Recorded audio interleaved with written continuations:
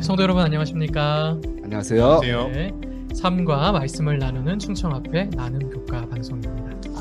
네, 일주일 동안 잘 지내셨나요? 예, 잘 지냈습니다. 네. 잘 지냈습니다. TMI를 우리가 계속 하고 있는데 예. 또 여러 가지 경험들이 아마 있으실 거예요. 예. 보니까 뭐 경비원들에게 감사하다고 말하기, 네. 부모님께 감사하다고 표하기. 사실 참 쉽지 않잖아요. 부모님 예. 가장 가까운 사이인데도 감사하다고 표하는 것이 또 쉽지 예. 않고, 형제 자매에게 연락하기. 뭐 이러한 것들 중에서 뭐 실행했던 그러한 일들이 있으신가요? 요거는 참 어렵습니다. 저는. 그래서 그렇죠. 전화는 드리는데 이제 우리가 피상적으로 얘기는 할 수 있습니다. 전화 드리고 인사하고 얘기를 할 수 있지만 진심을 다해서 이렇게 얘기하기는 참 어렵습니다. 네, 그런 거는 저희 집사람한테 딱 한 번 하고 그리고는 거의 뭐 이렇게 가볍게 이야기할 수는 있지만 그런 진실된 얘기는 한 번도 안 해본 것 같습니다. 목사님은 어떤 스타일이세요? 저도 사실 마찬가지입니다. 저는 잘 모르는 사람한테 감사하다는 표현을 엄청 많이 하거든요. 네. 미국에서 좀 있다 보니까 땡큐가 그냥 일상이에요. 아. 그래서 그냥 감사합니다 하면 쳐다보고 오히려 좋아하시고 이렇게 하는데 가족들한테는 그 표현을 잘 못하는 것 같습니다. 좀 오늘 깨달았네요. 가족들한테 진짜 표현을 잘해야 되는구나. 오늘 우리 교과 방송 끝나면 다 전화 한 통씩 드리자고요. 실제적입니다. 네. 네, 좋습니다. 그게 정말로 중요한 TMI가 아닐까 예. 생각을 해봅니다. 좋습니다. 교과 말씀 속으로 한번 들어가 볼까요? 예수 영혼의 단입니다. 예. 기억절 말씀을 읽어주시겠습니까? 히브리서 6장 19절에서 20절의 말씀입니다. 우리가 이 소망을 가지고 있는 것은 영혼의 닷 같아서 튼튼하고 견고하여 휘장 안으로 들어가나니 그리로 앞서가신 예수께서 멜기세덱의 반차를 따라 영원히 대제사장이 되어 우리를 위해 들어가셨느니라. 히브리서 6장 19절에서 20절. 근데 우리가 또 인생을 살다 보면은 굉장히 또 힘든 일도 겪고 의기소침해질 때가 많이 있는 것 같아요. 예. 네, 그럴 때마다 좀 믿음의 생활도 좀 퇴보하고 좀 넘어질 때도 있잖아요. 근데 히브리서를 기록할 당시에 사실 신자들도 굉장히 자기 연민, 예. 나는 왜 이렇게 힘들고 불쌍한 존재일까? 음. 그런 것들이 믿음에서 좀 멀어지고 퇴보하게 만들고 있었거든요. 그래서 오늘 이 히브리서의 기자, 이제 복음을 이해하는 것들에서 좀 멀어지고 성장이 둔화되는 것들, 예. 그런 것들에 대해서 염려하면서 엄숙한 경고를 좀 하죠. 그러지 말라. 근데 또 경고만으로 끝나는 게 아니라 사랑과 격려의 말도 함께 예. 전합니다. 그러니까 사실 채찍만 주면 이게 예. 쓰러지잖아요. 예. 그렇죠. 당근과 채찍을 함께 주는 거죠. 이러한 구조는 또 예. 10장에 가서도 10장 26절에서 29절에 가서도 같은 좀 구조를 계속 보이거든요.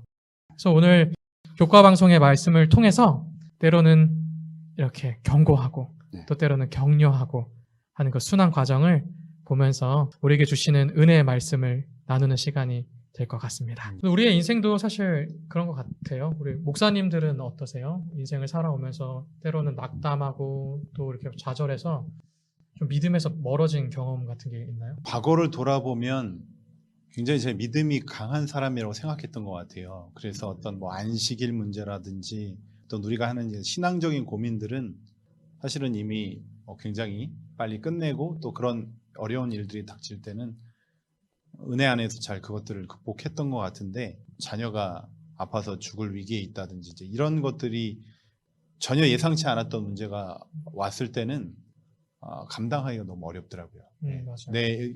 내가 예수님을 믿고 잘 살아왔다고 하는 그 생각들이 순식간에 무너져 버리는 것들을 느끼면서 이게 정말 쉬운 문제가 아니구나.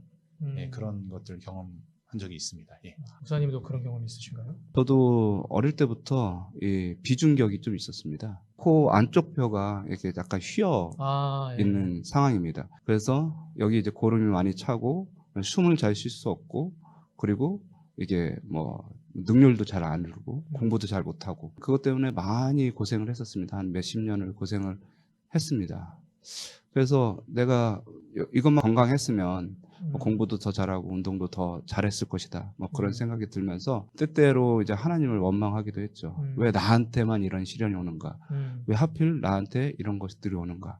근데 대부분 또 많은 사람들이 이것보다 더 큰 시련들을 많이 맞아요. 겪을 때 항상 그런 생각을 하죠.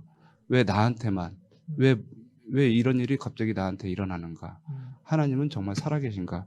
이런 생각을 하게 되었습니다. 사실 우리가 뭐 신앙을 오래 하고 때로는 뭐 모태 신앙으로 태어날 때부터 신앙을 해도 신앙생활을 하다 보면 때로는 흔들리고 또 넘어질 때가 있는 것 같아요. 또 그런 위기 가운데 빠질 때도 있고. 그렇죠. 오늘의 교과는 그거에 대한 해답들을 좀 주고 싶은 것 같습니다. 일요일 소지부터 함께 말씀을 나눠볼까요? 네. 일요일 하나님의 선한 말씀을 맛봄. 음. 일요일 소지는 신자들이 충성하는 동안 그리스도 안에서 주어지는 것들에 대해서 이야기를 합니다. 뭐 이러한 것들을 받고 이러한 것들을 받고 이러한 것들을 받았다. 그럼에도 불구하고 넘어지거나 뭐 그럴 상황에 처할 수 있는가 그런 얘기들을 좀 하고 있어요. 히브리서 6장 4절에서 5절의 말씀을 읽어주시겠습니까? 한 번 비침을 얻고 하늘의 은사를 맛보고 성령에 참여한 바 되고 하나님의 선한 말씀과 내세의 능력을 맛보고. 여기 보면은 네 가지로 충성하는 동안 그리스도인이 얻게 되는 것에 대해서 얘기를 하고 있습니다. 간단하게 얘기하면 첫 번째는 빛을 받았다는 거죠. 회심의 경험을 했다는 겁니다. 우리가 다 했던 경험이죠. 사단의 권세에서 벗어나 빛 가운데로 들어가게 되었다. 구원을 얻게 되었다라고 하는 거고, 하늘의 은사를 맛보았다. 성령에 참여하는 사람이 된 거죠. 성령 하나님을 통해서 하나님의 은혜를 경험을 하게 된다라고 하는 거죠. 또 하나님의 선한 말씀을 맛본다. 복음의 진리를 깨닫는다라고 하는 거고, 내세의 능력. 사실은 우리가 예수 그리스도께서 다시 오실 때 우리의 몸이 변화되는 것을 의미하는데 우리가 이 땅에서도 그것을 경험할 수 있잖아요. 예수님께서 내 마음속에 오셔서 나의 영적인 것들이 새롭게 변하는 것, 미리 경험하는 것, 그런 것들을 말합니다. 역사적으로 보면 이제 광야에서 이스라엘 세대도 사실 이러한 모든 것들을 다 경험하고 느꼈음에도 불구하고 그들은 반역을 저지르게 되잖아요. 그렇죠. 위기 가운데 빠지게 되고 어려움 가운데 처하게 됩니다. 그러한 위기가 오늘 우리에게도 있는 것 같아요. 저는 목사님께 그걸 여쭤보고 싶었거든요. 우리는 다 진리를 발견하고 빛을 보고 때로는 성령의 은사들을 경험하고 은혜 가운데 있는 사람인데 그 다음에 계속 우리가 막 공고하지는 않잖아요. 때로 흔들리고 막 위험 가운데 빠질 때도 있잖아요. 그런 것들을 어떻게 좀 이겨낼 수 있을까? 목사님만의 혹시 방법은 있으신지? 저는 이겨내지 않습니다. 처음에는 그런 것들을 이겨내려고 되게 많이 노력을 했습니다. 신앙 안에서 많이 노력을 하고 그렇게 했었는데 오히려 그것은 결국 다 자기 노력이 되더라고요. 그냥 내 생긴 대로 살다 보면 하나님께서 은혜를 베풀어 주시는구나라는 것을 깨닫고 조금 더 내려놓으니까 내려놓고 오히려 버리니까 얻게 되는 것들이 있는 것 같습니다. 오히려 맞아요. 얻으려고 하다 보면 더 놓치는 것들이 있고 그리고 또 뺏기는 것들이 있는데 그냥 내려놓고 하나님께 이제 맡기다 보니까 점점점 좋아지는 것 같은 생각이 듭니다. 예를 들면 그런 겁니다. 이제 설교 같은 거 정말 잘하고 싶거든요. 근데 이제 초반에 설교를 좀 멋있게 하고 싶어서 마이크를 싹 빼고 난상에 나가서 막 이렇게 설교를 했었습니다. 근데 어느 날 하나님께서 갑자기 저에게 오셔서 아무 말도 못하게 하는 거예요. 하나님의 말씀을 선포하지 못하게 하는 거예요. 너무너무 두려웠습니다. 왜냐하면 설교 시간에 가는데 너무 떨리고 그리고 내가 무슨 말을 해야 될지 전혀 모르는 겁니다. 그래서 그 다음부터는 설교를 할 때 전문을 써서 그냥 단상에서 읽고 내려왔습니다. 그리고 몇 번을 훈련을 받았습니다. 하나님한테. 훈련을 받고 내려와서 말씀은 네가 하는 것이 아니다. 하나님께서 하는 거다. 네가 전문을 써서 읽고 내려와도 나는 그것을 통해서 일하실 것이다. 그 음성을 딱 듣고 나서 깨달았습니다. 내가 뭘 하려고 하는 것이 아니라 하나님께서 내가 어떻게 하든 주님께서 주님의 능력으로 채워주시는구나. 그 경험이 있은 다음부터 조금 내려놓게 됐습니다. 이기려 하지 않는다라고 말씀하셨는데 사실은 이기는 방법을 제대로 알고 계신 것 같습니다. 내 힘으로 이기려 하지 않는다. 그 뜻이었던 것 같아요. 영감의 교훈의 글도 잘 좀 정리를 해주는 것 같아요. 가르 뽑은 기별 1권의 말씀인데 빛의 지도를 따라 향상하라. 빛 가운데 행한다는 뜻은 빛이 지시하는 길을 따라 계속해서 향상하는 것이다. 만일 축복을 받은 자가 받은 축복에 대하여 무관심하고 부주의하며 깨어 기도하지 않는다면 이렇게 얘기를 하고 있거든요. 그러니까 기도하지 않고 깨어 있지 않는다면 이제 흔들릴 때 이겨낼 수 없는 거죠. 그렇죠. 예수님께 맡긴다면, 기도한다면 충분히 이겨낼 수 있다 하는 예. 생각이 듭니다. 월요일 소지로 넘어가면 다시 새롭게 할 수 없음이라고 하는 좀 강한 주제를 이야기하는 것 같아요. 새롭게 할 수 없다. 네, 그러니까 저는 주제만 봤을 때 굉장히 좀 두려운 생각도 예. 들었거든요. 음. 또 할 수 없다는 거잖아요. 한 번 했으면 안 된다 와 이렇게 들려서 좀 걱정됐는데 그런 의미는 아니었던 것 같습니다. 예. 히브리서 6장 6절의 성경 말씀을 제가 읽어보도록 하겠습니다. 타락한 자들은 다시 새롭게 하여 회개케 할 수 없나니 이는 자기가 하나님의 아들을 다시 십자가에 못 박아 현저히 욕을 보임이라. 근데 오늘 이 성경절을 보면 본문 헬라어도 할 수 없다라고 하는 것을 강조하고 있거든요. 예. 안 된다라고 하는 거죠. 그래서 이거 오해하기 쉬워요. 내가 한번 예수님 믿고 나서 예. 넘어지면 안 되는구나. 그죠? 이상하다. 성경은 분명 대저 의인은 7번 넘어져도 다시 일어난다 그랬는데 예. 뭔가 이런 생각이 좀 들었는데 계속 읽어보니까 어떤 맛인지 알게 되더라고요. 여기에 십자가에 못 박힌다. 이게 사실은 예수님과의 굉장히 상징적인 표현이더라고요. 그러니까 다시 못 박을 수 없다라는 거잖아요. 근데 그렇죠. 왜 그러면 십자가에 그때 이스라엘 백성들이 못 박게 됐나? 이스라엘 종교 지도자들은 예수님이 자신의 인기와 권력과 뭐 그런 거에 위협된다고 생각해서 그분을 자신들의 삶에서 제거하려고, 예. 인생에서 제거하려고 못 박은 거거든요. 음. 근데 반면에 그리스도인들은 자신의 삶을 부정하고 예수님과 함께 자기의 십자가를 지고 가는 사람들이잖아요. 빛을 경험하는 사람이잖아요. 그래서 여기서 안 된다고 하는 것은 나의 삶을 예수님과 완전히 단절시키는 사람들, 그러니까 나의 삶에서 예수님을 제거하는 사람들은 안 된다. 그런 표현을 쓰는 것 같습니다. 예수님 없이 새롭게 될 수 없는데 예. 예수님을 제하여 버리니 새롭게 할 수 없게 될 수밖에 없는 거죠. 근데 어떠세요? 우리는 예수님 없이는 새롭게 할 수 없으니까 우리 자아를 다 예수님 앞에 다 내려놔야 되잖아요. 예. 근데 때로는 뭐 어떠한 점들은 좀 내려놓기 힘들 때가 있잖아요. 그렇죠. 뭐, 일단은 설명을 이제 너무 잘해 주셔서 설명을 들으면서 생각을 하게 됐는데, 그러니까는 뭔가를 새롭게 한다는 것은 낡았으니까 새롭게 되는 거고 버려야 되거든요.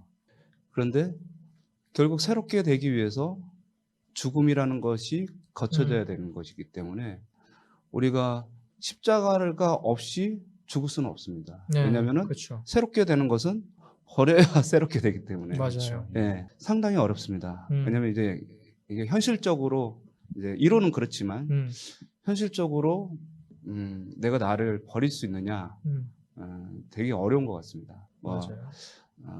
나의 이제 고집스러운 면이 있거든요. 저도. 근데 제가 새롭게 되기 위해서는 그 고집을 버려야 되는데 그 고집을 버리면 내가 내 자신을 지킬 수 없을 것 같은 생각이 드는 거예요.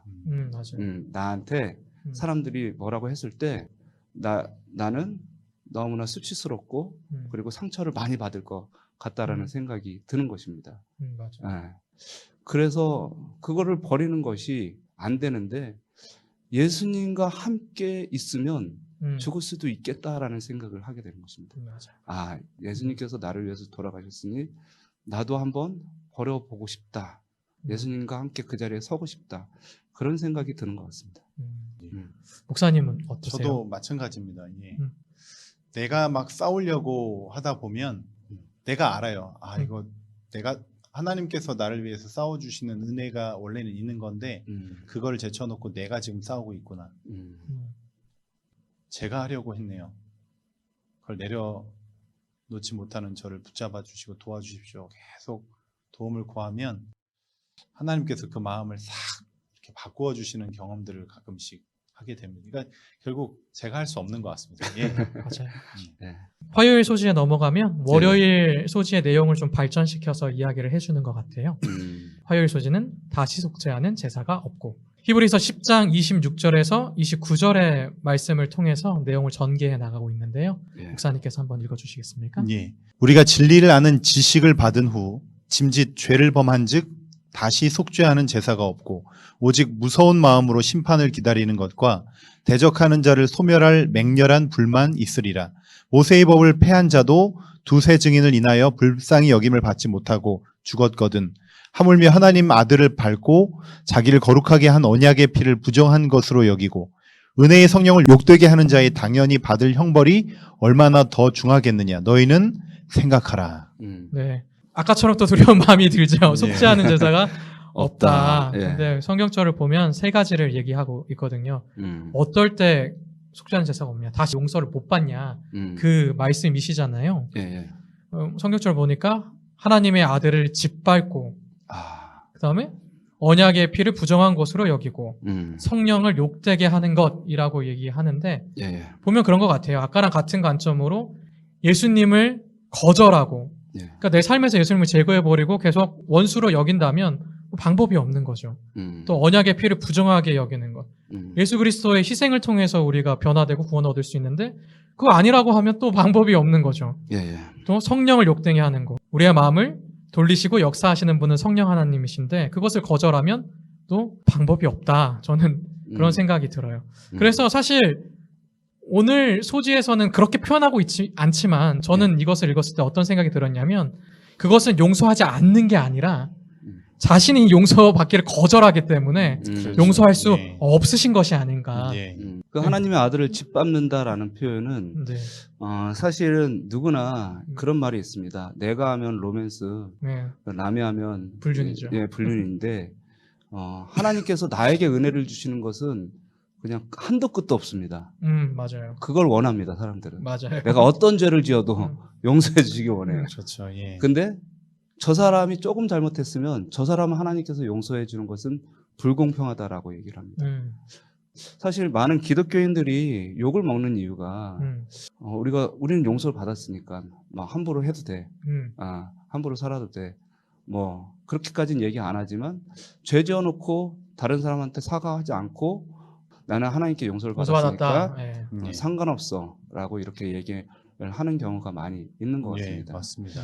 그것이 예수님을 욕되게 하는 것이 아닌가. 저도 일본의 그 천명 선교사로 한인교회에서 물론 좀 있었지만 거기서 이제 전도를 나가요. 예. 이제 전도 대상자를 찾아야 되니까 집집 방문을 해서 한국인 유학생들이 모여 사는 이제 기숙사 같은 곳을 갔습니다. 네. 예. 근데 이제 문 앞에 딱 붙여 있어요. 전도 사절 밑에 예수 믿고 죄 짓고 또 용서받고 또 죄 지으면 다냐? 그러니까 사람들의 눈에 기독교인은 죄 짓고 용서받으면 아주 편안한 사람들 이렇게 좀 인식을 하는 것 같습니다. 이기적인 사람이죠. 맞아요. 예. 이제 수요일 소지로 넘어가서 더 좋은 것들에 대해서 이야기를 나누면 될 것 같습니다. 근데 바울은 이렇게 경고만 하면서 네. 너희들 그렇게 하면 안 된다 네. 하고 끝나는 게 아니라 한지 그 다음에 사랑의 격려를 하게 되죠. 내가 보니까 너희들은 아직은 신앙에서 믿음에서 떨어져 나가지 않았으며 너희들은 이제 합당한 열매를 맺고 구원을 받을 것이라고 확신한다. 이렇게 얘기를 해줍니다. 해주고 있습니다. 사실 뭐 그렇게 생각을 정말로 하는 거고요. 그러면 정말 구원받은 그리스도인들은 어떻게 계속 살아가야 되는가? 그 점을 오늘 히브리서는 또 계속해서 이야기를 해주거든요. 히브리서 6장 9절로부터 12절의 말씀을 목사님께서 읽어주시겠습니다. 사랑하는 자들아 우리가 이같이 말하나 너희에게는 이보다 나은 것과 구원에 가까운 것을 확신하노라. 하나님이 불의치 아니하사 너희 행위와 그의 이름을 위하여 나타낸 사랑으로 이미 성도를 섬긴 것과 이제도 섬기는 것을 잊어버리지 아니하시느니라. 우리가 간절히 원하는 것은 너희 각 사람이 동일한 부지런을 나타내어 끝까지 소망의 풍성함에 이르러 게으르지 아니하고 믿음과 오래 참음으로 말미암아 약속들을 기업으로 받는 자들을 본받는 자 되게 하려는 것이니라. 아멘. 네. 사실 뭐 구원받은 그리스도인들은 하나님을 사랑하는 사람이잖아요. 예.